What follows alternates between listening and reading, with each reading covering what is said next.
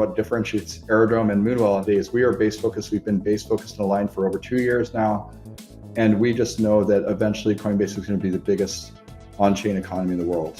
The DeFi 2.0 protocols like Aerodromes and Moonwells and hyperliquids of the world will succeed because they actually accrue real value back to token holders in a way that is not just snapshot voting. I think any protocol that has a sustainable flywheel associated with it is far more sustainable than the traditional sell tokens, allocate them to themselves. Incentivize insiders so you can, LARP about being sustainable on the outside. With Coinbase's transition to having a DeFi mullet underway, I thought it would be a good idea to catch up with some Base DeFi builders. Alex Cutler of Aerodrome and Luke Youngblood of Moonwell talked about why they see so much opportunity to be building DeFi on Base when it seems like this next phase of crypto adoption will be about distribution, which means that CeFi and DeFi mashups will be how DeFi builders access users. They talked about the benefits of building on Base with automatic token listings on Coinbase, plus liquidity benefits, as well as a big advantage in accessing a user base of more than 100 million people. They also threw some shade on Uniswap, plus made some other digs at other centralized exchanges, including defunct ones, whose balance sheets were propped up by their own coins. All of that makes this a spicy episode, but it also gives a lot of insight into how builders are preparing for the latest and probably the most competitive phase that we've seen in crypto thus far. I hope you enjoy it. At Unchained, we believe the future should be decentralized, and that includes our data. That's why we use Walrus, the fast, dynamic, verifiable data layer. Learn more about the platform that's powering our future at walrus.xyz. Heads up, everyone, we've got exciting news. Bits and Bips, our Macro Meets Crypto show, is officially spinning off into its own podcast feed, YouTube channel, and X account. If you've been enjoying the deep dives into interest rates, monetary policy, and how they intersect with the crypto markets, make sure to follow Bits and Bips wherever you get your podcasts, on YouTube, and on X. You'll find the links to YouTube, X, and other podcast platforms in the show notes. If you're watching this, there's a QR code on screen. We'll be posting here for a few more weeks, but starting in September, Bits and Bips will launch on its own feed. For now, we will publish longer clips from the show on those accounts. Remember, go to the show notes now and subscribe to Bits and Bips. That's Bits +Bips, spelled BIPS, on YouTube, X, and wherever you get your podcasts. Welcome, Alex and Luke. Thank you so much for having us. Thanks for having us, Laura. Great to be here. Yeah, excited to chat. So why don't we start with some brief intros and background on each of you and your projects. Alex, do you want to start? Yeah, you bet. So I got into DeFi in 2020, 2021, DeFi summer, caught the DeFi bug. Prior to that, I was spent some time working in politics, worked in tech for a period of time and consulting. And basically, once I got that DeFi bug, quit my job, went full-time crypto, didn't really know exactly what I was going to do, but met some other smart people, found my way to becoming kind of an accidental founder and builder in the space, first with Velodrome Finance, which is on OP mainnet and the top exchange of the Optimism superchain, and then, of course, with Aerodrome on Base. And Luke, what about you? Yeah, so quick background. I've been here before. Thanks for having me back again. I started full-time in crypto about 7 years ago, working on staking at Coinbase, and I wrote a patent in 2019 for method of delegating from cold storage. So I came to Coinbase on a mission to launch staking, starting with Tezos and Cosmos, and eventually in 2020, I helped Coinbase launch the Beacon chain. That product now that I left after I left in 2022 is part of their subscription services. So it's actually generating about estimated $800 to $900 million run rate for Coinbase's bottom line. That was on their latest filings. And that's out of a $2 billion total subscription services bucket. It's hard to know exactly how big staking is because they don't break it out. But that also includes things like base sequencer revenue. So that was where I started my career, was coming to Coinbase really early. I think when I left in early 2022 to launch Moonwell, the Ethereum staking business had just launched. We'd gone through the successful Beacon chain launch. We launched Solana staking, Cosmos, Tezos, and others. And then it was about a $250 million run rate in early 2022. That was right before bear market. Now that I've left and I've been building Moonwell for 3.5 years, Moonwell is an open lending app on Base. When Jesse told me about Base launching in early 2023, I decided that we should pivot from Polkadot, which we thought would be a good ecosystem, but it's kind of a dying ecosystem now, just to be transparent. We pivoted from Polkadot to Base, and we were there day one, August 9th, 2023, about a few weeks before Alex. But the interesting thing about us and Aerodrome is that when I heard about Aerodrome launching on Base, just a few weeks after we had launched on Base, and we were the two sort of Base native lending protocols and DEX protocols, because we were the first ones that saw the value in Base. We were there before any of the big players. We were there before the Uniswaps and Navis of the world. We actually built real organic communities there, and we built both the top category leaders, not in terms of TVL, but in terms of what actually matters: users, what people are doing, how people are earning fees and revenue, and we can talk about that. And ultimately, what is actually the productive use case that's happening on Base? Because there's a lot of protocols, I don't want to name too many names, that are spread across a dozen or 20 or 30 L1, L2 ecosystems. They're not Base focused. And what differentiates Aerodrome and Moonwell, and I'd love to talk to you about that today, is we are Base focused. We've been Base focused and aligned for over 2 years now. And we just know that eventually Coinbase is going to be the biggest on-chain economy in the world. Excited to be here. Thanks for having me. Yeah, we're going to talk more about Base. But before we do that, I want to just zoom out and just talk about what I think of as this inflection point where crypto's at, where we're seeing this mashup between CeFi and DeFi. And so obviously Base and Coinbase is like an obvious example. But other similar ones would be like Robinhood launching Robinhood chain, Stripe working on Tempo. You could even put in that bucket things like Hyperliquid, which, is like, I don't know, L1, L2, L3, something, but is obviously like much more centralized than most other chains. Polymarket might be another example, maybe even Pump Fun. So I just wondered like how you thought about this era that we're in right now, like how you're seeing these two worlds converge and what you think is going to, happen during this period. And either one of you can start. I'll let Alex go first on this one because he's clearly been the deepest in the MetaDex narrative, but then I'll add on to that because I have a lot of thoughts. I've thought about these protocols you just mentioned a lot, and we were patterned after some of them. We learned a lot over the last 3 years, let's say that. And go ahead, Alex. I was going to say what I think is been very orienting for us is something that Brian Armstrong shared on one of the past earning calls, which is that, Coinbase's point of view is that, and I believe this is right, I can't remember the exact, it was like in the next 5 years, they believe, about 10% of global GDP is coming on chain. And if you think about how big of a number that is, it's orders of magnitude larger than we are now. And we know kind of the case for why this happens, right? DeFi is better, right? You can provide institutional level scale products, services. They can be real time, they can be instant, they can be always on, they can distribute globally to everybody in totally permissionless ways. But if that's sort of the bet, right, that the space is going to grow by orders of magnitude, and that much of GDP is coming on chain, that means everything's coming on chain. That means things like global FX is coming on chain. That means real world assets are coming on chain. That means we're going to see a whole bunch of new, interesting primitives and products that begin on chain and then are distributed outwards to the world.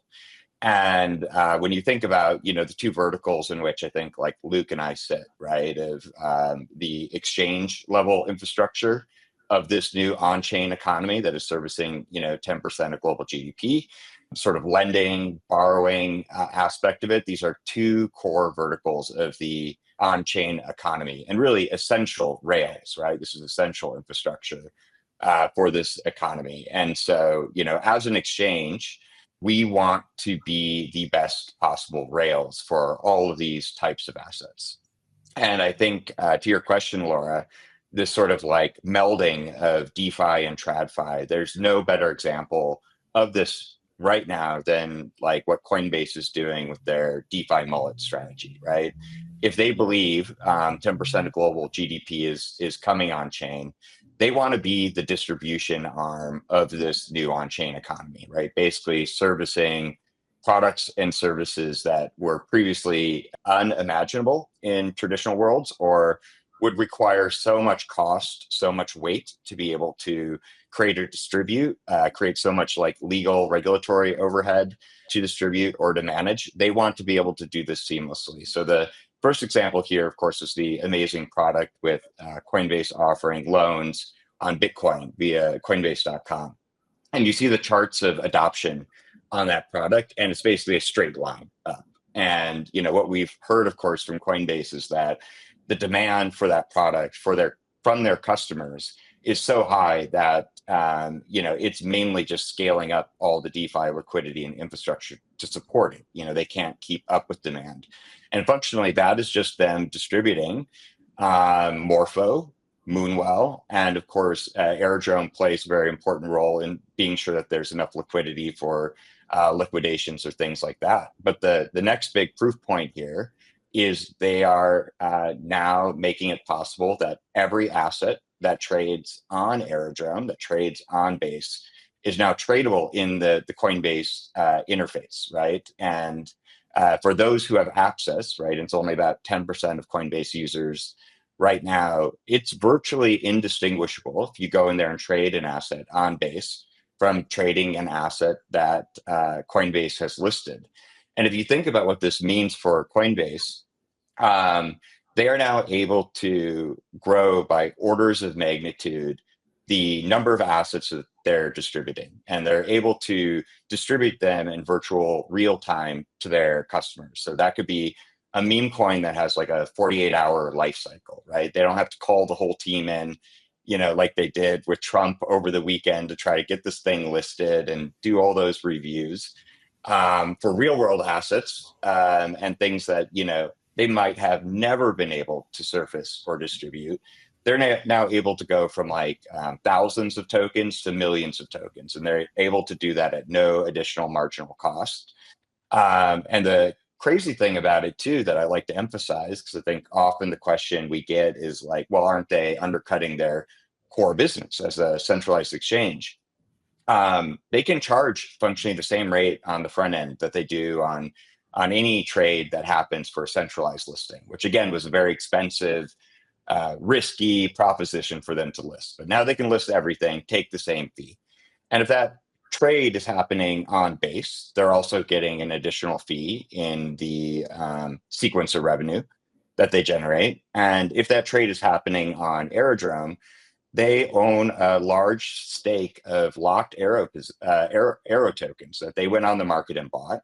And because our protocol redistributes 100% of the revenue it creates back to locked token users, voters each week, they're also earning a percentage of all the flow that they direct to us. So I think it's really, really compelling for like any TradFi institution. And I think Coinbase is obviously the leader here to be the sort of distribution arm of this new on-chain economy. And rather than it like undercutting their margin or undercutting the sort of core of how they make money, instead they're growing massively what they can distribute, and perhaps even growing their margin on each item that they are distributing. So it's very compelling. I think it's why we'll see a lot of people try to do what Coinbase is doing. I think it's kind of a big open question if it will be something people will be able to replicate anytime soon, because I don't think people quite appreciate the amount of like risk that Coinbase takes on and like leading the charge here. I don't think they quite appreciate the complexity of some of what they've done, but they are certainly writing the playbook here. And, we want to be kind of the essential infrastructure on the exchange side for this playbook. If I can build on what you said, Alex, first, I agree with 100% of what you just said. And that is a big part of the reason why we've been so base focused for the last 2+ years, why I've been so personally base focused on my career. I mean, I came from Amazon Web Services.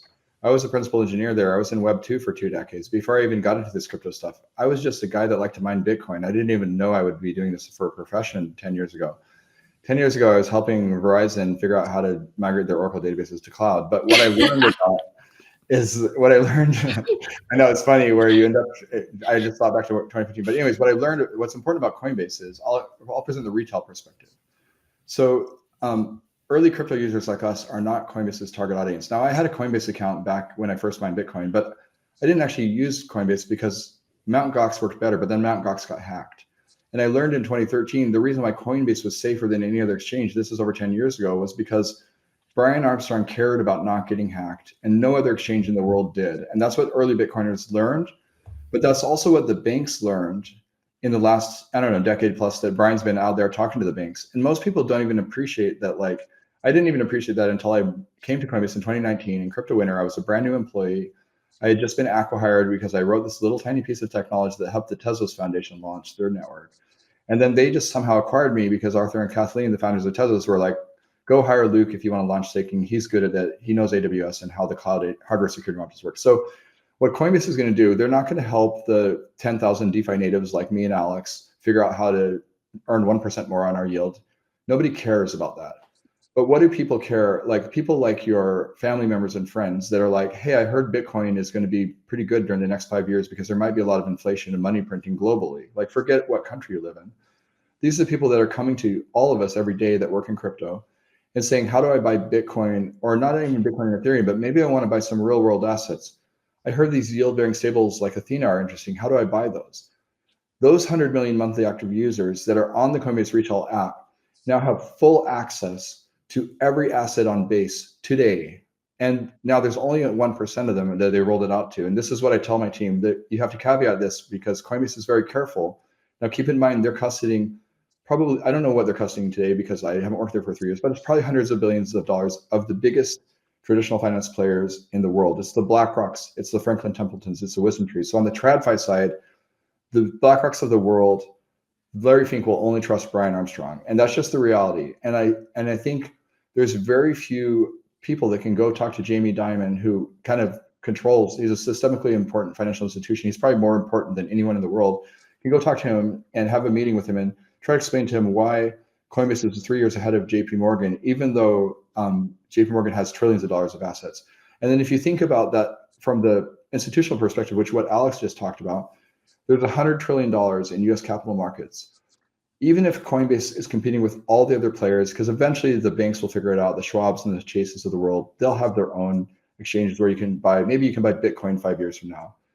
5 years from now, if Coinbase just has 1% of all the trading volume of every RWA that's going to come on chain, every tokenized stock that's going to come on chain, every tokenized real world asset, treasury bills, this will allow people, you can't even imagine these cases like now your mom can go buy $100 of NVIDIA through the Coinbase app because Coinbase is applying for a banking charter as we speak. And the difference, what makes Base so unique, and just to kind of sum it up, and then we can build on this because I have a lot of thoughts. What makes Base different than Chase's or Bank of America's private ledger? Because banks all have a ledger. I worked at the banks. They all have a ledger, and it's typically like an Oracle database running on a Sun server and some data center that we hope that never goes down because every time it goes down, we lose $1 billion. And I was the guy that would replace the parts because when one half of it was down, if the other half went down at the same time, then they really lost $1 billion. And I was the one that had a 4-hour SLA to replace the part so that the second half didn't go down, so the bank didn't have an incident report. So I saw how they operate, and I really appreciated your guest last week, Austin Campbell. Sorry for being long-winded. 2 weeks ago, I think you had him on the show, and he presented a perspective that most people don't even know about. Because when the banks want to come on chain, they don't care about what early crypto people care about, like us. They don't care about decentralization and censorship resistance. In fact, those are bugs, not features. They care about like what happens, like the easy analogy, I really loved Austin's analogy. What happens when grandma's mortgage, tokenized mortgage, gets taken over by DPRK? Like in no world can North Korea own grandma's mortgage. And Coinbase is going to make it so that we can tokenize mortgages on chain. It might take 5 or 10 years for them to get there, but eventually some people that want to build a basket of like, maybe a healthier basket that's priced in real time that lets people buy mortgage-backed securities on chain. And like a decade from now, when that's finally legal, they'll be able to do it on Base in a way that all the banks know that Coinbase is going to be a neutral third party, because every other ecosystem wants to own the entire stack. If you look at all the other, I don't want to name names, but all the other L1, L2 ecosystems, they have full vertical integration. And this is the traditional finance perspective. Of course, Chase is going to have their own stack. Of course, Bank of America is going to have their own stack. But Coinbase has the only one you can read and write to with an Ethereum wallet. And that's why Alex and I came to Base 2 years ago, because we realized Coinbase is going to be the biggest crypto bank. They may not be the biggest bank. In fact, they're tiny compared to Chase. But they're going to be the biggest crypto bank that has all the assets. And anyone in the world, including you and me and Jamie Dimon, if he wants to, can read and write to that internal banking ledger with an Ethereum wallet and a private key. And I've been dreaming about this moment for about 10 years that I've been in the Ethereum ecosystem. I think Alex shares that vision. That's what's unique about Coinbase. No other bank in the world will let you read and write to their ledger with an Ethereum private key. And now Coinbase lets you do that. Now you can argue about centralization. Let's talk about that. But no other bank of America doesn't let you do that. Chase doesn't let you do that. Coinbase will be a bank next year, my prediction, and they'll let you do that. That's powerful. All right. Well, yeah, I mean, I was going to ask you guys specifically about Coinbase and Base, but you naturally went there. So first, we're going to just hear from the sponsors to make this show possible. But after that, we're going to talk a little bit about this transition your apps are going under. At Unchained, we care about the future of decentralization. So it only made sense for our media content to be decentralized. That's why we use Walrus. It's the fast, dynamic, and verifiable data layer for on-chain builders. And it's not just data management. Walrus ties directly into smart contracts, unlocking new possibilities for programmable content delivery, subscriptions, and community engagement. So as we imagine what decentralized media can become, Walrus is the tech we trust to help build it. Learn more at walrus.xyz. Back to my conversation with Luke and Alex. So, we alluded to this in the beginning. The whole crypto space is in a transition, obviously, with Trump being elected and the new administration being much more friendly to crypto than the previous one. But also, of course, your apps are in a transition period because Base is going to be, or it's not really Base, it's Coinbase is integrating all of the Base decentralized exchanges directly into the Coinbase app. And I wondered if you could illuminate how it is that you're thinking about this transition. How do you think about the scaling of it? Like, what are some of the other considerations that you need to ensure a smooth rollout? Even, things like, obviously this week we saw a little bit of an uproar about Jesse working with Sahil, I'm not sure how to say his name, who is a known rug puller who claimed he was going to be onboarding British boxer Tyson Fury to create a creator coin on Zora. And, I do think that just there is a little bit of a tension of being like a smaller startup that's part of a bigger organization. So, what are the considerations that you're thinking of, and how are you, working to make this a smooth transition for everyone? Can I go first? I have the perspective from Coinbase, having worked there. So I would say that the interesting thing about some of the controversy about creator coins, and I know Alex has a lot of thoughts here because we're in this private group where we chat with some of the top Base leaders. It's a very exclusive group with only like 20 of us. But we talk about the trends happening and whether creator coins are good or bad. And we've had some really interesting discussion. And at first I was negative on them, but I changed my point of view. And I think Alex had a similar transition, but probably different. And it made me think back to when I was a brand new employee in 2019. I just rolled up to Coinbase HQ. I was excited about crypto because I was an early Bitcoiner in Ethereum, and I kind of expected everyone to be using crypto, but I was surprised to learn that like half the employees didn't, because they were not crypto people. They were like, accountants and lawyers and like, really nice meeting people, but like most accountants and lawyers and, tax specialists, the people that you actually need to build Coinbase that I wasn't even aware of aren't crypto people. They have to be taught. And so what I learned, that Brian had a unique perspective. You can imagine people like Paul Grewal in the room, who's one of the most brilliant legal minds that I admire. And he's one of the few. He was a district court judge, but he's now the chief legal officer. He's one of the few, not only was he a federal judge, which is unique, he was an amazing attorney, but he's one of the few people that can even talk about crypto in a meaningfully intelligent way as someone that has used crypto. And I've talked to lots of attorneys that are crypto specialists or security law specialists. They don't even know how crypto works. And so what Brian said, and this was controversial in 2019, was he wanted to list every asset that was legally available to be listed. And at the time, there was a lot of, frankly, I didn't consider Dogecoin in 2019 to be a legitimate asset. I was an early Bitcoiner, so I thought Dogecoin was just a meme. I was like, isn't that like that thing in Bitcoin talk? I don't know if you remember it, Laura, but there was a Bitcoin talk and people could tick with Doge. I'm like, isn't that like just a meme? It's like a game. Why would Coinbase list that? That doesn't seem like something Coinbase should list. And I feel like 90% of the employees, including crypto native people like me who are Bitcoiners, are like, we shouldn't list Doge. That's a meme coin.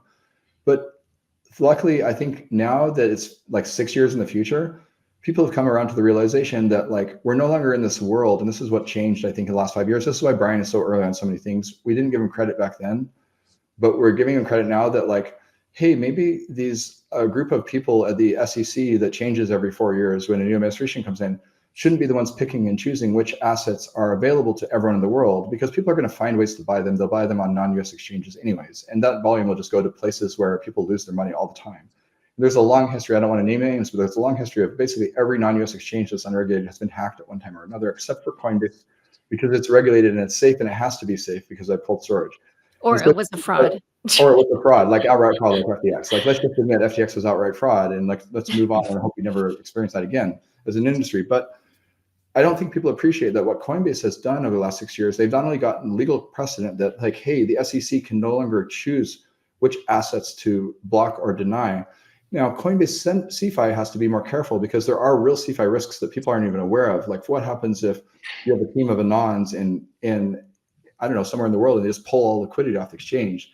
That could cause bad outcomes for retail. But on the DEX side, they don't have to worry about that because it's decentralized. And that is kind of, I think, this hybrid world of like, it's the DeFi mullet that the best analogy I can use. DeFi mullet, you have CeFi in the front, DeFi in the back.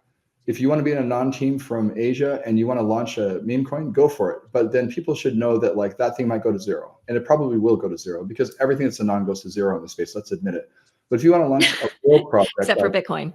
Except for Bitcoin, I mean, the Bitcoin is unique. It's and Ethereum is also decentralized, but it's also unique. It has real research. People that have been building, the Ethereum Foundation have been building for 10 years. Ignore all the noise. Like, they're the most legit. They are the only world computer. There are people that aspire to be the world computer, but Ethereum's the only one.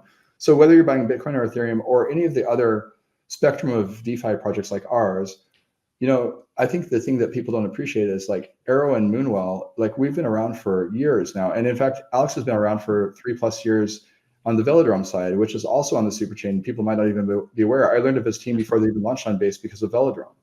And I watched that video and I was inspired by it. But anyways, what I would say is that basically to summarize, why should the SEC choose what you get to buy or sell? People should just be informed that if you're buying a project because you think it's the future of finance, you should research that, do your own research.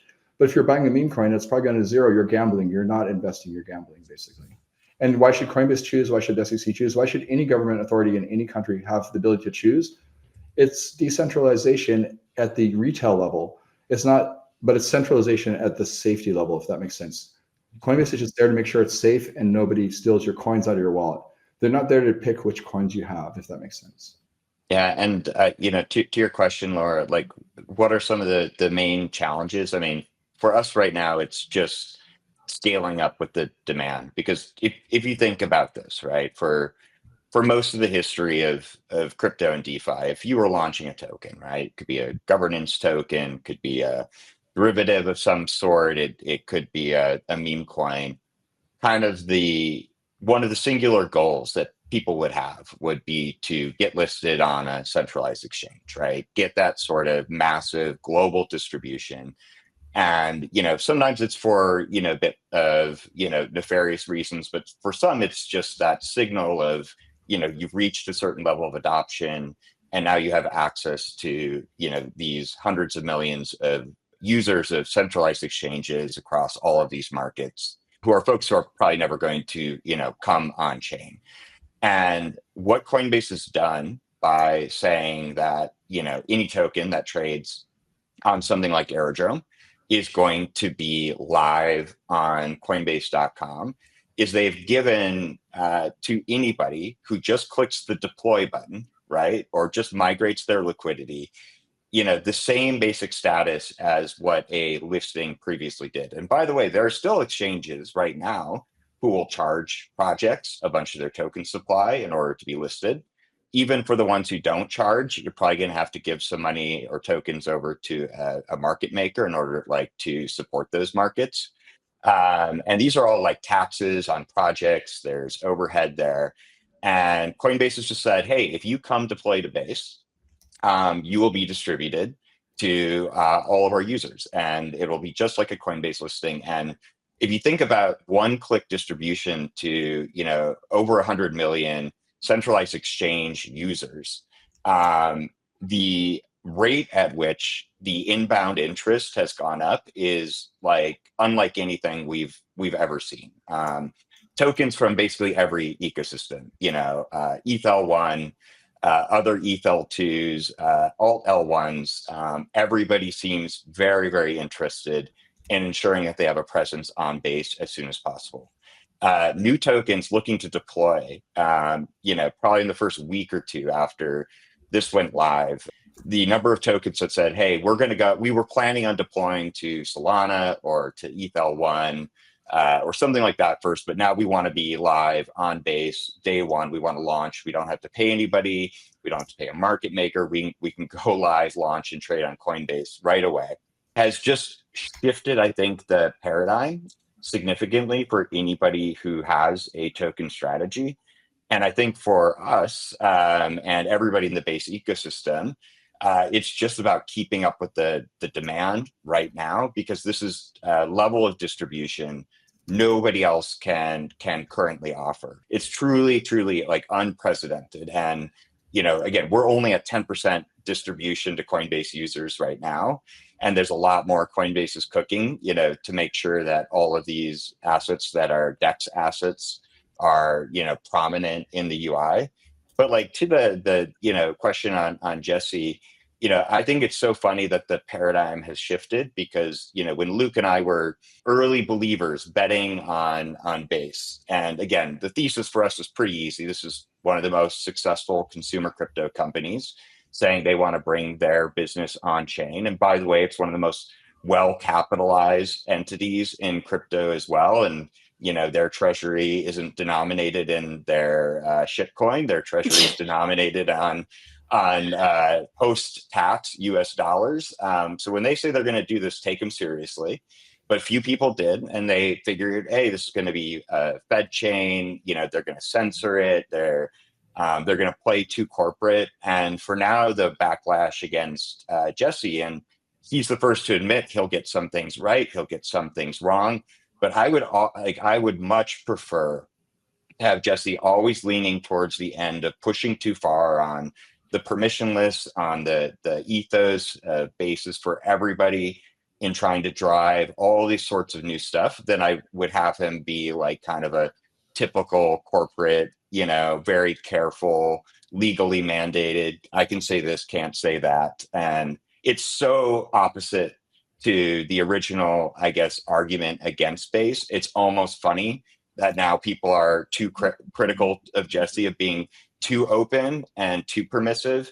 And yeah, that will always come with mistakes. I mean, if you've been in the space long enough, you've probably gotten interested in a token that ended up being a bad token. You've probably missed some detail, it happens. But the whole idea is this system is supposed to be permissionless. It's all supposed to be available. And as long as Base is leaning into sort of that maximal distribution, maximal sort of, basis for everybody, I think that's the right impulse. And occasionally things will go wrong if you're operating in that way, but it's the right impulse, because that's the ethos of the space fundamentally. And yeah, it's just crazy that now like everybody wants to be on Base, and they want to be on Base as fast as possible to tap into that distribution. Yeah, I did some shows recently where we were talking about how it feels like distribution is going to be one of the make or break factors over at least, the next few years, I would say. But I think at a certain point, I think at a certain point that will change.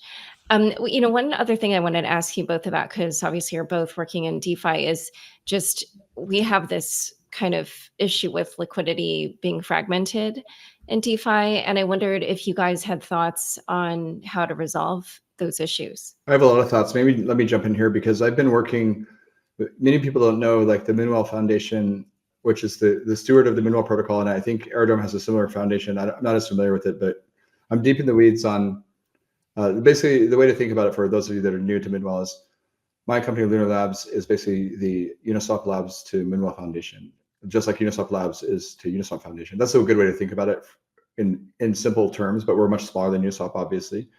But we have the same governance structure. Maybe we're in Cayman Islands. But the thing I think about really carefully is that we've been trying to kind of build this, if you would call it regulatory compliant to DeFi, but also do it in such a way that we can accrue value back to token holders. And that is a very hard problem to solve. And it's taken us years to solve it. But because DeFi 1.0 didn't have that, it was basically like, well, we want to turn on a fee switch eventually. That was like the late 2010s DeFi, MakerDAO, Aave, Uniswap, all of the big ones. We want to turn on a fee switch, but the VCs won't let us because it's regulatory risk. So what the MetaDex and even the Moonwell model, we just figured out over the last few years, let's go talk to really expensive attorneys and figure out how to turn revenue value accrual back to token holders that vote in governance and stake and make sure protocols are governed by hundreds of thousands of actual token holders and not by like a few VCs. I don't want to name names because I hope to get them in the future, but this is a better model because it's like, you get revenue from Aerodrome, you get revenue from Moonwell now, and most people don't know about this. We just turned it on like 4 months ago, and we've accrued $1 million back to token holders.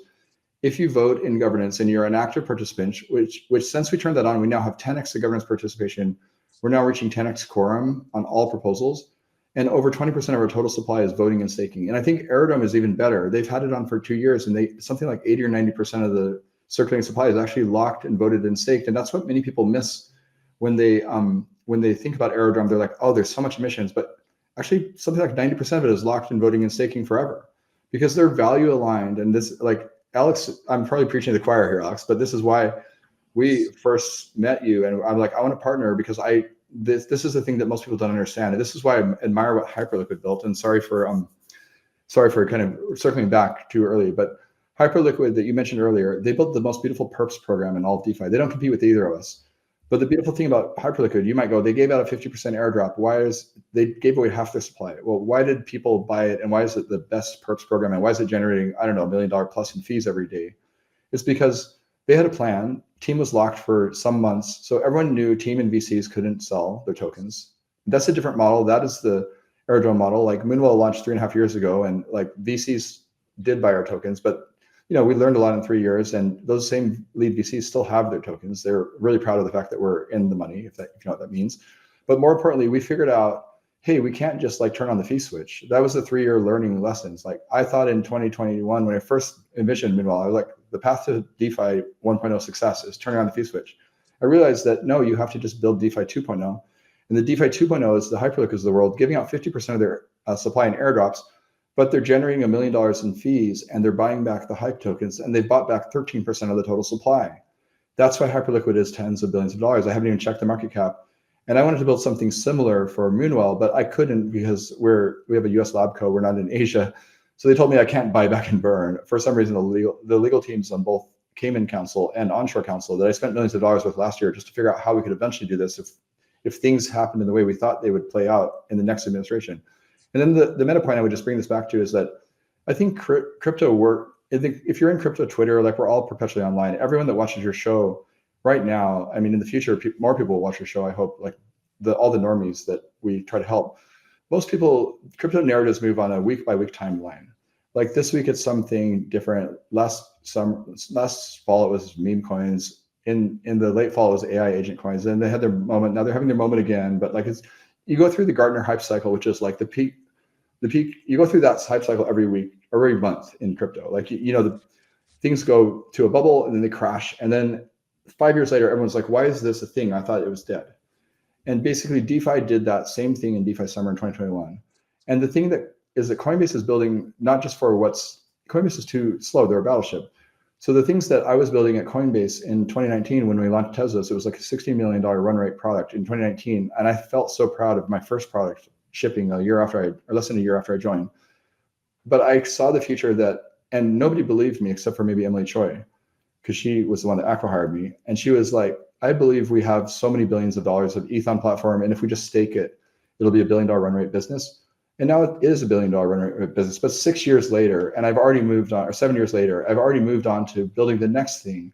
And I know, and I tell my team this because many people join crypto, people that are new to crypto, that are just joining this cycle. I'm hiring so many brilliant AI engineers that are just joining this cycle. They've never been through a crypto cycle. Or maybe they're AI and crypto engineers, but this is their first cycle, or they joined in 22 at the end of the last cycle. So you can work in crypto for 3 years and you can think you're going to get rich in 6 months, but the reality is nothing is built. Brian is building Coinbase for over a decade, and now it's finally successful. Now stablecoins are finally legal 10 years later. And so Coinbase is building for that future 10 years from now. They're building for 2035, not 2026. And once you understand that, you kind of understand how they operate. That's why they're not concerned about listing all the coins now, because maybe we have an administration that's friendly.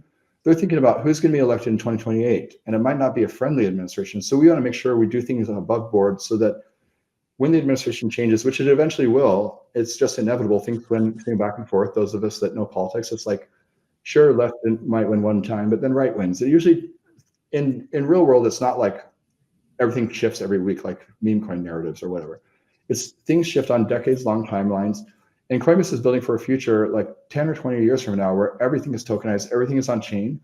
And to tie it back to why Moonwell saw the value in Aerodrome and why we were one of the first, like you might ask yourself, why was Moonwell one of the first partners?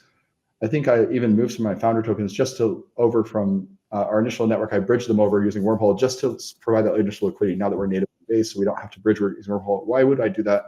It's because now we have over tens of millions of dollars of ETH liquidity on Aerodrome, and the Moonwell community has been able to capture almost 2% of the total voting power. And why would we do that in Moonwell? We're a lending protocol. It's because I saw the future of 5 to 10 years from now. I want Moonwell to have at least 1%. Now, I originally have 5%. Moonwell had 5%. People don't know this, of the voting power, meaning the fee capture on Aerodrome. And I don't think we'll be able to keep that because we've been diluted. There's big whales now. Coinbase, this is before Coinbase even bought Aero. Now, Coinbase actually accrues value because they probably have more than we do.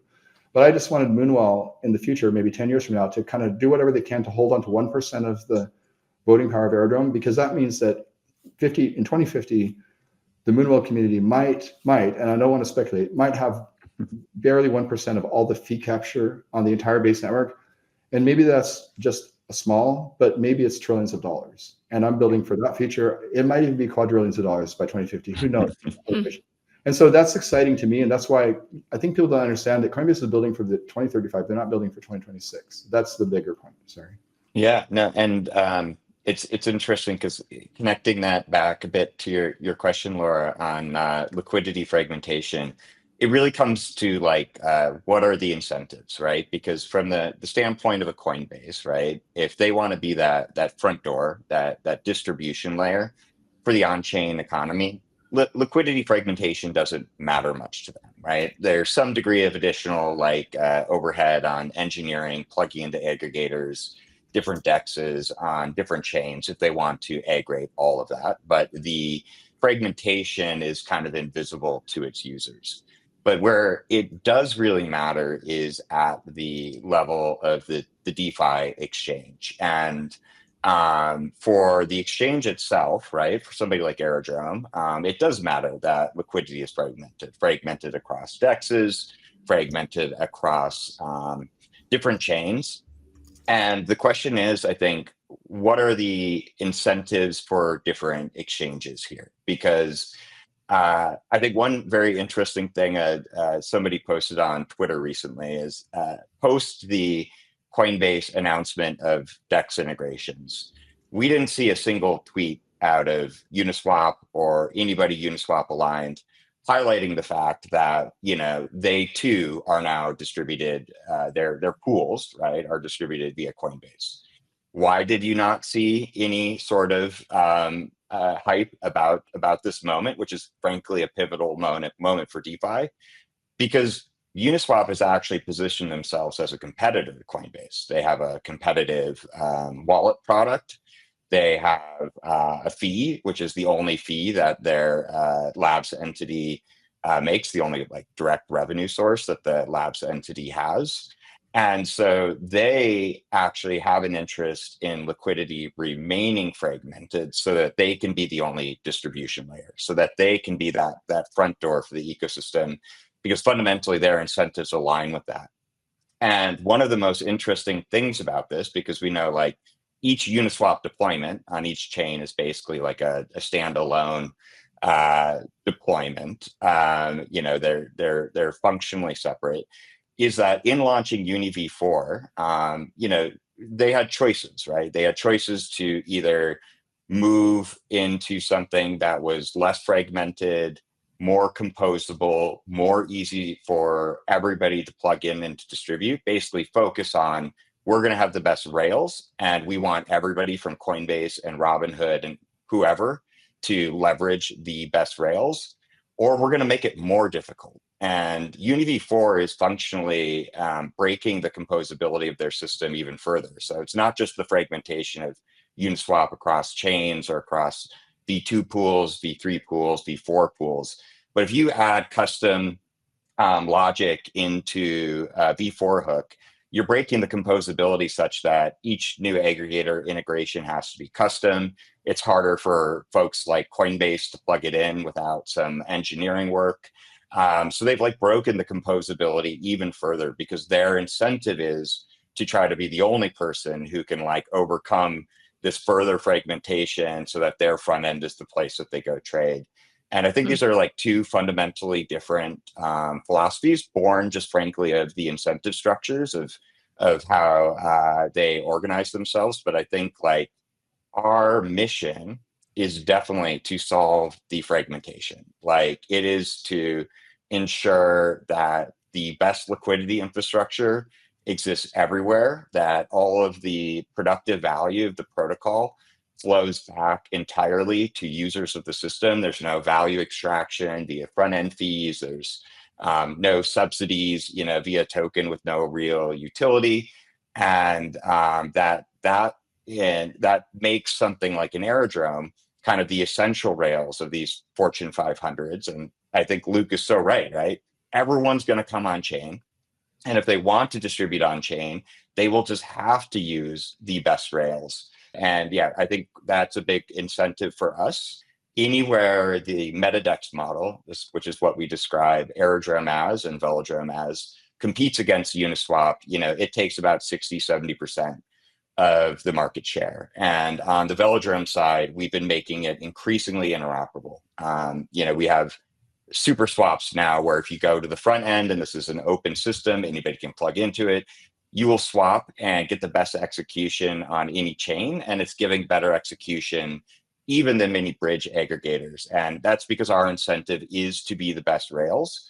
And I do think to be the best rails, we need to be anywhere there is this deep liquidity and connect it all together and solve for this fragmentation issue versus trying to fragment it further so that we can, in theory, compete with Brian and his billions and his hundreds of millions of users to be like the front end of this ecosystem. Can I add something? Oh, sure. Laura, if you don't mind, I didn't answer my little question. comment there is throwdown. But anyway, go ahead, Luke. Yeah, so I realized I didn't really answer the original question in the short term. I was answering in the 5 to 10 year term. But in the short term, here's what's going to happen, because we've actually been talking to all the big players in the space. And basically, and this is what I tell my team, you want to be aligned with the trifecta, which is basically the Uniswaps of the world, even though I know Alex might disagree with me on that. The Uniswap Labs and Hayden built X times Y equals K that all of the dexes are built on. He's a brilliant engineer, and his team brings, and then you want to align with Paradigms and Coinbase and OP Labs. Actually, it's more like a four-legged stool than a trifecta, because now Paradigm actually hired a bunch of really intelligent researchers like Dan Robinson and the entire team that are building Reth. And so from an infrastructure level, what they're building, I guess I would tie it back to, just to simplify it, there are two different approaches to blockchain development. How do you build a fast layer 1 or layer 2 today? Just talk about the layer 1 level. Solana has a monolithic approach, which is basically what Ethereum was in 2014, which is, hey, we're about, we have 12-second block times instead of 10-minute block times. So we're basically hundreds of times faster than Bitcoin. That's basically what Vitalik was. I want hundreds of times faster than Bitcoin, world supercomputer, and I want to run smart contracts. I don't want just immutable digital gold. And Vitalik actually wanted to build, it was called Color Coins, you probably remember this, on Bitcoin, but the Bitcoiners, to their credit, I think Bitcoin might want to stay immutable. There's good reasons for that. But Vitalik wanted to build in 2014, or even earlier than that, before the launch of Ethereum, he wanted to build on Bitcoin. He thought he could add smart contracts, but they wouldn't let him. So he's like, okay, I'll build Ethereum and I'll use the same signing curve, right? So what was Ethereum? Ethereum was a 100x, 1000x, whatever, faster version of Bitcoin with smart contracts. But then eventually in 2017, when CryptoKitties came out, we figured out that wouldn't scale. And all of a sudden, all the ICOs happened, and all of a sudden, Ethereum cost like hundreds of dollars to use, and nobody could use it. And the wallets and exchanges were crashing every day. I mean, if you tried to use Coinbase in 2017, good luck, right? The reality. And then Brian and everyone learned from these experiences, and that's why we got the Ethereum sharding roadmap. Sharding didn't turn out to be the best use case, so they've shifted directions. But basically, the layer 2 scalability roadmap. Let me just break it down for you really simply. Okay. Flashbots, the MEV research team. I was actually an early contributor to Flashbots, so I know the team really well. And I was a contributor while I was at Coinbase. I had to leave when I launched Moonwell because I was too busy. But what I learned is that you might think all of these people are trying to sandwich trades. They're not. They're trying to learn how bad actors sandwich trades, like Jared from Subway.eth, so they can build systems with Paradigm, with Uniswap, with Coinbase, with Optimism Labs, with the most the people building the wholesome version of crypto and not the like Mev Casino. I don't want to, Solana's fast. Let's get that straight. It's amazing. They've built some real innovation, but ultimately Solana will need a sharding roadmap or a scaling roadmap or a layer 2 roadmap. It can handle a lot of transactions today, but if Wall Street wants to move onto it, they want to know it can go to trillions of TPS, because it's not just Visa volume, it's all the global equity markets, which is $100 trillion in the US alone, and probably orders of magnitude more. I think it's 500 trillion if you count all global real estate and assets. And that can't just move to Solana. It has to move to some version of a sharded ecosystem or something that can scale horizontally, for those of you that bid in distributed systems. And so why is Superchain, which was supposed to launch this summer, but it's been delayed yet again. Actually, it was supposed to launch at DevCon in Bangkok last fall. But the reason why it was delayed was, and I'll just give you the inside baseball, because the guy that hired me at Coinbase 7 years ago, his name is Sam McInville. You can watch a video of us talking at ETH Denver last February, Google it, on the stage at the Optimism Inside event. Why did they hire the CEO of Coinbase Custody, who was my first boss at Coinbase, who I worked with 7 years ago? Because he wanted to come in and work directly at Optimism Labs and figure out how to make it interoperable in a way that traditional finance can use it. And the reason why is because Sam had 7 years, or he had 3 or 4 years at Coinbase. He left to launch Turnkey. He has been in the space for almost a decade, but he was in traditional finance before that, and he's younger than me. He is a brilliant TradFi guy, and I loved working for him. He was my favorite boss at Coinbase. I don't want to name names, but he was my favorite one. He was my first boss. And the reason why him and I are still working together is because he knows that I built something and he wants to work on the super chain. And what is the super chain? It's basically in the future, it won't be now, but it'll be maybe a year or two from now. You already have 200 millisecond flash blocks. That's twice as fast as Solana. So even today, I was at ETH Pragma just Friday, a week ago Friday, you had Hayden Adams on stage. You can watch the video with Phil Diane, who's the founder of Flashbots, who I know personally. And Phil and Hayden are friends, and he's interviewing, and much respect to you, Alex, but we have to acknowledge Hayden came first, and your products are built on forks of his, which, let's be honest, you've built a better tokenomics model, but it's all based on UniV2 and UniV3, which is a brilliant protocol. There's nothing wrong with that. Lego builds on each other. But here's what is coming. Sorry for the long-winded response, because I just wanted to lay the groundwork. You have 200 millisecond flash blocks today on both Base and Unchained, but those are fragmented environments. So if you're a retail user and you just want to trade all the assets on Unchained, you can download the Uniswap wallet today in the App Store and Google Play Store, and you can start trading anything on Unichain twice as fast as Solana. And the retail experience is sick. They showed it on chain. I hadn't seen trades. Literally, Hayden was testing the app on Friday because it launched like the day of ETH Pragma at ETH New York. You might have been there, Laura. I didn't see you, but I was only there for a few days.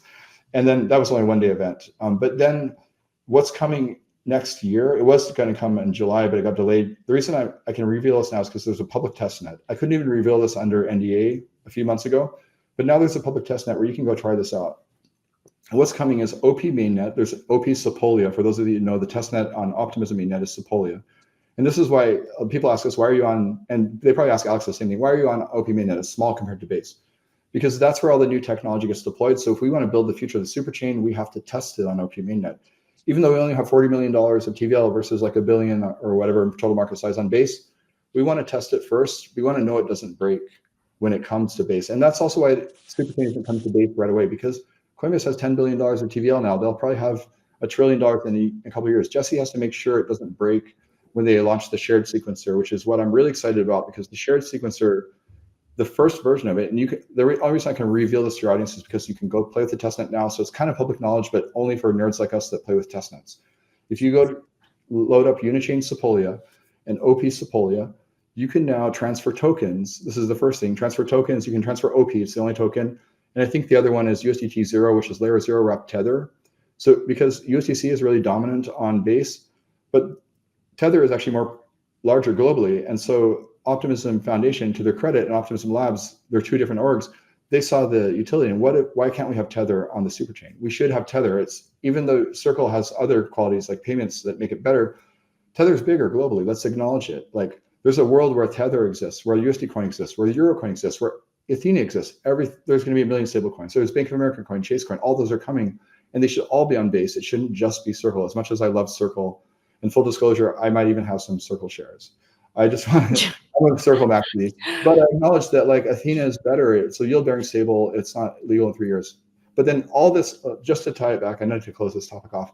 So what will thing. I don't know when this will land because it got delayed again. Now it's maybe this fall, maybe it's next year. They want to get it right because there's many teams and all of them have to audit the code. Coinbase has to audit the code. Uniswap has to audit the code. You have Paradigm researchers auditing the code. You have Flashbots.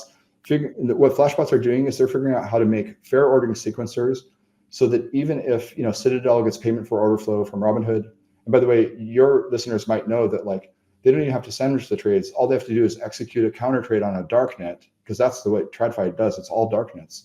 And Citadel can profit off of Robinhood payment for order flow without even sandwiching users like Jared from somebody.eth. But what they're building is a future where you can trade twice as fast as Solana.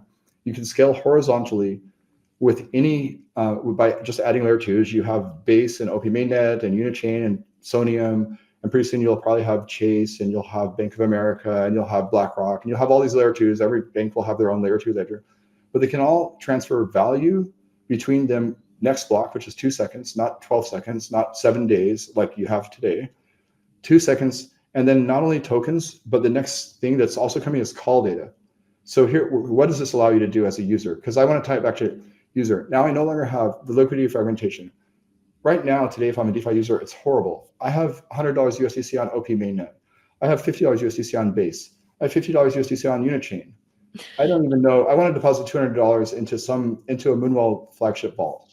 How do I do that? Well, we've been building this feature for the last 6 months that we haven't even launched yet because we're waiting for Unichain to launch, called Beam. I should just see I have $200 of USDC in my wallet. This is like the early internet, really, seriously. I use the early internet, and like if you're on one university shell account, like I had to like figure out how do I transfer my files to like from University of Utah to like Stanford, because University of Utah invented the first GPU. I couldn't figure out how to transfer files as a college student in the 90s, and like this was the early internet. Or you were on AOL, your friend was on CompuServe, or you're on Verizon, your friend was on AT&T. But now things just work. You just use Instagram and you send pictures to your friends, and that is what's coming. But it's going to be sending value, and it's going to be trading any asset on the super chain. And it will look just like Solana, but 200 millisecond flash blocks. And the flashbots people are building it in on-chain auctions that are visible, so you don't have the MEV boost, the dark nets, where Jared from somebody.eth is stealing tens of millions of dollars of value from retail, or in the Solana ecosystems where 80 to 90% of value is being extracted from retail. Because I think this is what the future that people don't understand, that listen to all the crypto trader narratives, is that Uniswap and Paradigm and all the MEV researchers and flashbots and Coinbase and Optimism Labs, they're not building for the future of like, how do we get 80 or 90% more value out of retail? Like that's what they're building in the meme coin casinos in many ecosystems, not just Solana. I hate to single them out, but also other non-US, big L1s. I don't want to name names because they might list us someday. But Coinbase is building, and all these people are building for a future where there is no payment for order flow because it's technically impossible. They want to create TradFi, but without Citadel sandwiching all your trades because they're counter trading on a darknet. Does that make sense? Yeah. Okay. So last question here is just about, both of your applications have been using token incentives to drive volume. And when I looked at DeFi Llama, it looks like both projects are at a loss. When you look at the income statements, the earnings are in the red. And, this is an issue that we've been dealing with in crypto for a long time. And I wondered how you thought about how to sustain volumes without token incentives. Happy to take this one first. So it's interesting because there's lots of examples of this in the space where the terminology and the language we use for things is a bit imprecise. And so I think usually when we talk about token incentives, we're thinking about something like the sushi swap vampire attack of Uniswap, right? Where they showed up, they added some token incentives on top, and what was fundamentally just a worthless token and an additional incentive on top of 100% fee take. And they were able to take, 50% of Uniswap's TVL in a single week. And I think when we look at what the nature of most of the industry is, right? About 90% of the top 50 tokens have zero value accrual whatsoever. And you might have many people point to many of those projects and say, well, hey, there's no token incentives on top of these. So maybe these are, not passing on any yield in any way, but there's something fundamentally more sustainable about it.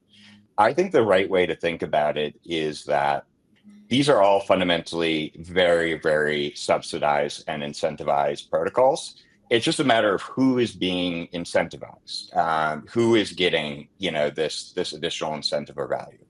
And so just because it's an easy contrast here, Uniswap is one famously people like to say, well, there's no incentives, right, on top of it. Aren't you guys, emitting all of this additional value in tokens versus, Uniswap? People just show up and they earn those fees. Well, the only reason why Uniswap can give 100% of the fees that the protocol generates to liquidity providers is because they are subsidizing their costs in other ways. Last time I checked, between Uniswap Labs and Foundation, they probably employ a few hundred people. They are very expensive. They've got legal costs. They've got HR costs. They are hiring engineers. Saw a job listing recently. It was like actually just a UX designer is like $250K, $300K a year. So there is a ton of cost in that system, right? And you remove all of those people, and there are no audits for Uniswap v4. There's no marketing. There's no sponsorship of bank lists. There's no pop-up events in New York with Uniswap trading cards that they probably paid an agency an ungodly amount of money to do. And so it is subsidized. And so where's the subsidy coming, right? Because if they could not pay these people via other mechanisms, they would have to be taking a percentage of those fees away from LPs. So they're subsidizing the 100% LP stake by dumping Uniswap tokens. The foundation just went back. I mean, I think it's like close to 200 million now they've requested this year. They just went back to request more to pay taxes for the foundation in the onshoring. So Uniswap is actually like deeply, deeply subsidized. And that's to say nothing of the vesting tokens, individual team members have gotten. So if you actually look at Uniswap, it's like the ratio is billions of dollars worth of unlocked uni flowing primarily to insiders to subsidize costs, such that they can return 100% of the fee take to LPs. And absent those incentives, token incentives that are going to insiders, they would have had to have dropped that fee take down significantly so they could pay their operations, or they would have just gone, flat broke prior. So I think if you're taking any token, like a Moonwell token and or an Arrow token, and you're comping it to 90% of the top 50 tokens, we look like some of the least subsidized protocols in all of crypto. The difference is just that we incentivize users and we redistribute all value to users. And this is on the Aerodrome side, and even the entities that support protocols are not privileged stakeholders. We're just token lockers and users, just like Luke is, just like Coinbase Ventures is. So we're equal participants in it. So the degree to which there's incentives, it's just a redistribution of a token that is maximally useful, that can be used to direct 100% of the economic value of the protocol, can capture back 100% of the economic value of the protocol, but there's no outsized costs, right? Like we actually don't know how much Uniswap Labs spends each year because it's a private company, but we know they spend a ton of money because they employ a bunch of, Luke's point, insanely intelligent and insanely smart people. I worked in the agency world. When I see a brand activation, I do my math on how much in token holder value they had to dump for token holders who have never gotten a dollar of yield. So I actually think any model that is actively redistributing like control of a token that is actually useful shouldn't be thought of as like an incentive in the traditional way. It's basically just redistributing ownership of a network, right? And that could be a network, like Ethereum or Bitcoin, which, emits out, tokens and is redistributing that.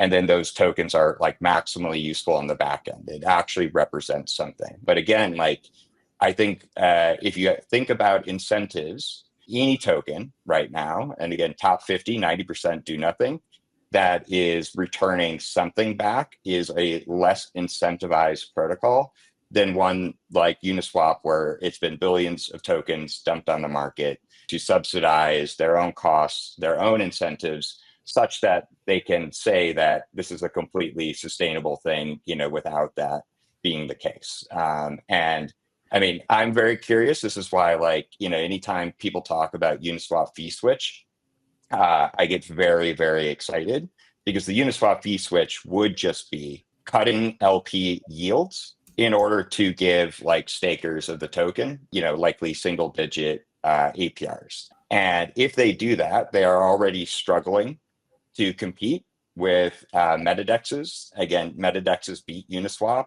head to head anywhere. It's the first DEX infrastructure that has shown an ability to beat Uniswap anywhere they're head to head. If they cut LP yields to return something to the token, it's just going to make them even less competitive against us. And by the way, their own DAO researchers wrote a report on this, so you don't have to take my word for it. You can go find that. But yeah, I think any protocol that has a sustainable flywheel associated with it is far more sustainable than the traditional sell tokens, allocate them to themselves, incentivize insiders so you can, I guess, LARP about being sustainable on the outside. But yeah, sorry, Luke, get in there, man. Good, you're good. Great points. First of all, I know we're over time, so I'll try to make this 3 minutes, but it might be 5. I'll try to be quick.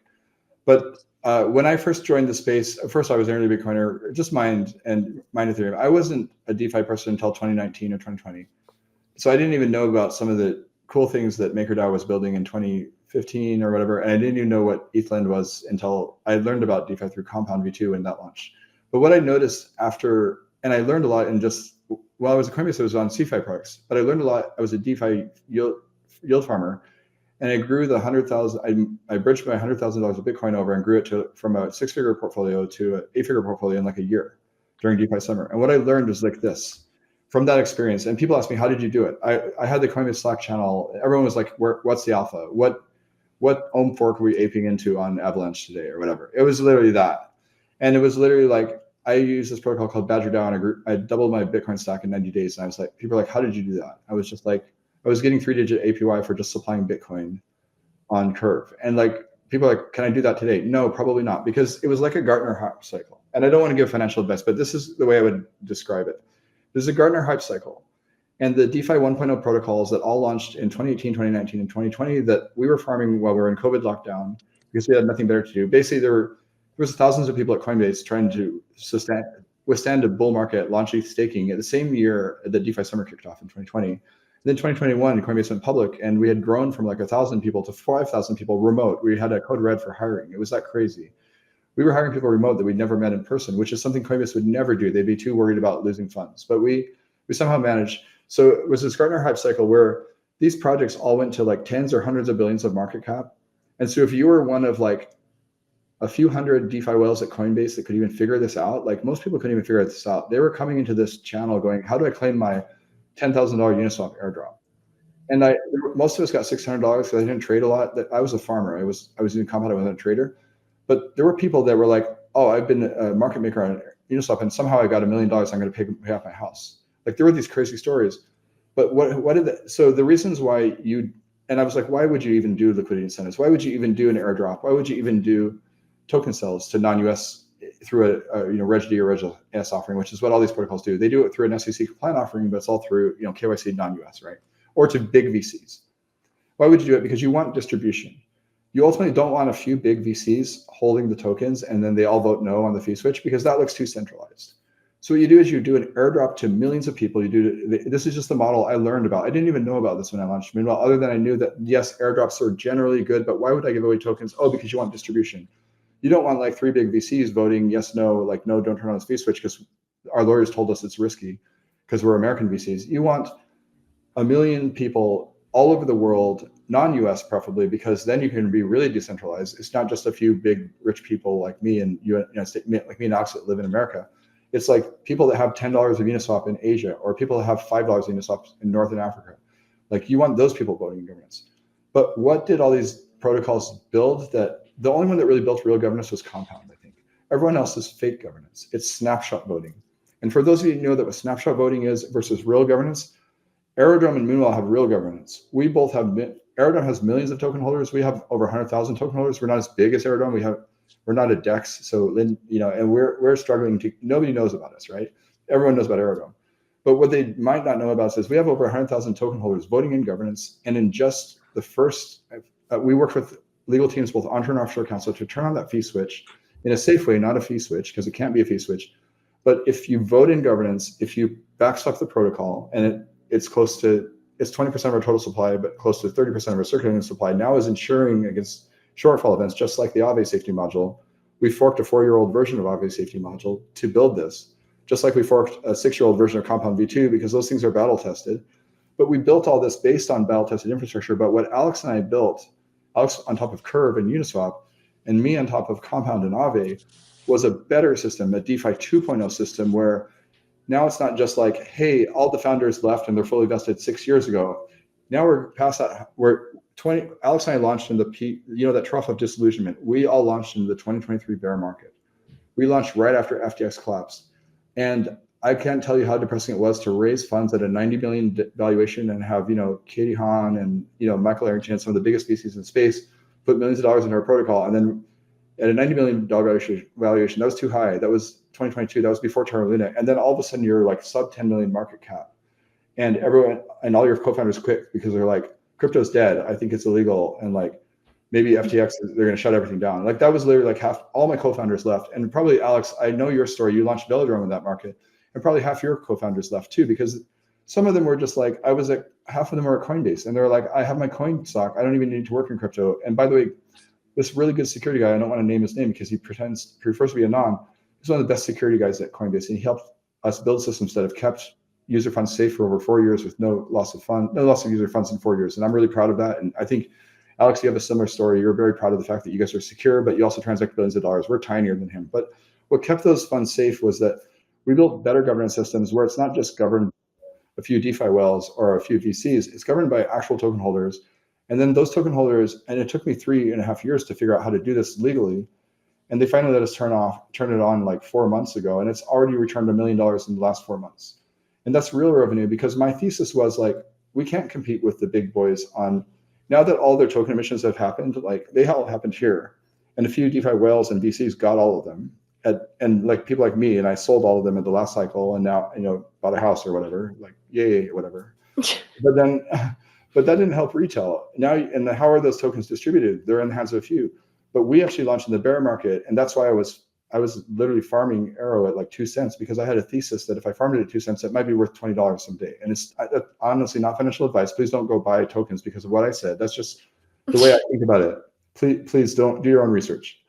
And then now that we're finally rising up out of this trough of disillusionment, the DeFi 2.0 protocols like Aerodromes and Moonwells and Hyperliquids of the world, just because I got a lot of inspiration from them too, will succeed because they actually accrue real value back to token holders in a way that is not just snapshot voting. It's like real on-chain governance. Maybe Hyperliquid doesn't have that yet, but I'm sure they'll figure it out. They have enough resources.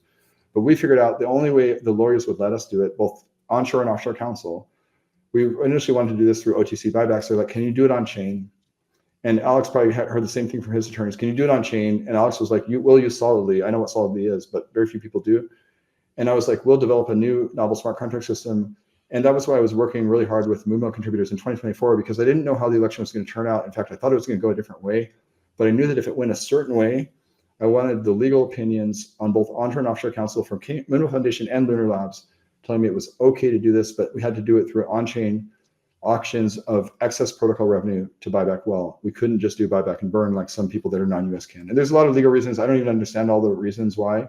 But I have spent millions of dollars, and the Moonwell Foundation has spent millions of dollars on really expensive attorneys that I occasionally meet with all the directors and stuff just to talk about, are we doing this in a safe way? And we had that ready, and I don't think many people appreciate how hard that was to build with a limited team in 2023. Like, people don't appreciate, this is why building during the bear market matters. And Brian, just to close off here, Brian said building during the bear market matters because those that built during 2019 and 2020, during COVID lockdown, during the crypto winter of 2019, that's how Coinbase came out the other side with like products like what you have launching today. And that's also how protocols like Aerodrome and Moonwell came out the other side with the only two DEX and lending on any ecosystem that I'm aware of where value accrues back to token holders that vote in governance and basically are long-term committed to the future of the protocol. And I don't think, just to close off, I don't think there's any other ecosystem that I'm aware of other than Hyperliquid that basically has that. And that's a perfect protocol. That's not DEX and lending. Yeah, I'll just put one final note in here, which is that as the industry evolves, the only moat any protocol or builder is going to have is going to be maximal value redistribution to users of the protocol.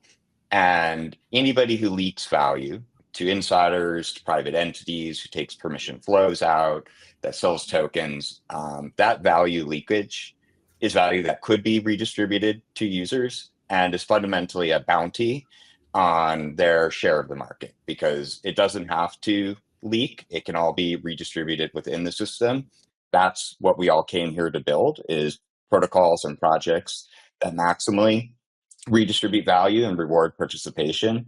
And I think the next few years will be defined by that top 50 tokens, not looking like 90% don't redistribute value. I think there's going to be a very, very fast reordering, because there's a bounty up right now on a ton of billion-dollar protocols that are leaking value. And I think that is a bounty that folks like Luke and us are very, very happy to take. And yeah, I think we'll have succeeded if, Laura, we jump on again next year and we're looking at it's like, 25%, 40% of the top 50 are now protocols that are maximally redistributing value to users. Can I give you a Okay, spicy great. take, Alex, to close out? I think you should actually thank Hayden Adams, because him and Flashbots are building a system that will allow you to actually capture all their volume in a way that there is no value leakage. And they're doing that because they want to build it for Uniswap, but ultimately you have better tokenomics than Uniswap, even though we have to respect the technology they built, because we're all built on the shoulders of giants. And that's what I would leave you with today. Yeah. Okay. Well, thanks everyone. Thanks to you both for coming on Unchained. Thank you. Thank you so much, Laura.